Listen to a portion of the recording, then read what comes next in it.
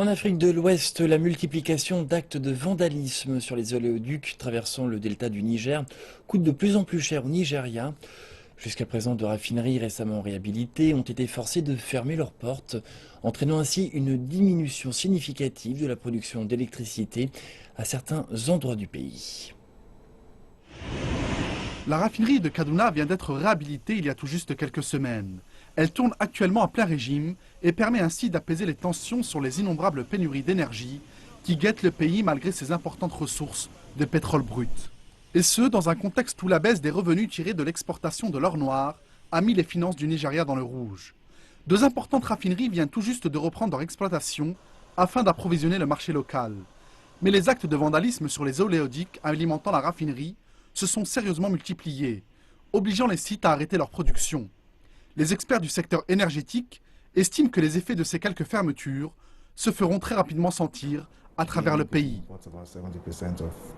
Aujourd'hui, la compagnie nationale pétrolière du Nigeria importe près de 70% du total des produits pétroliers vendus sur le marché. Ainsi, elle deviendra très rapidement l'unique importateur au Nigeria.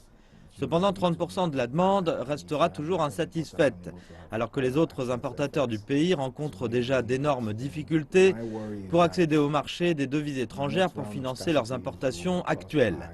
Mes inquiétudes concernent donc ces 30% de demandes non satisfaites, principalement en raison de l'impossibilité qu'ont les autres importateurs à accéder au marché des devises étrangères.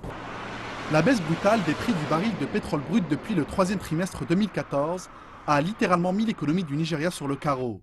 Le pétrole brut représente toujours 90% du total des exportations du pays et près de 75% des recettes budgétaires consolidées, alors que le prix du baril atteint difficilement les 33 $ aujourd'hui. Il s'agit des cours les plus bas jamais enregistrés depuis 17 ans et les revenus de l'État nigérian se sont effondrés. La population nigériane consomme en moyenne 30 millions de litres par jour et les autres raffineries que compte le pays produisent difficilement 6 millions de litres quotidiennement. Les importations de pétrole engloutissent à elles seules près de 35% des devises étrangères du Nigeria.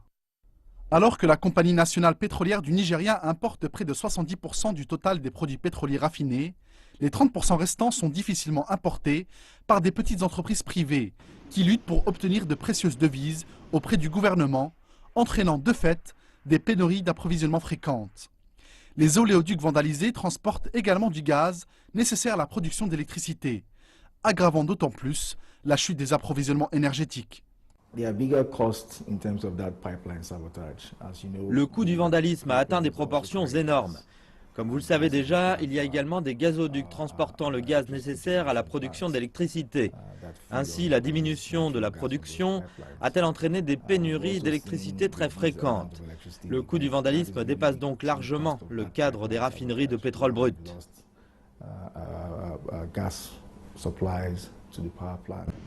Les raisons expliquant les récents actes de vandalisme et de sabotage ne sont pas encore claires.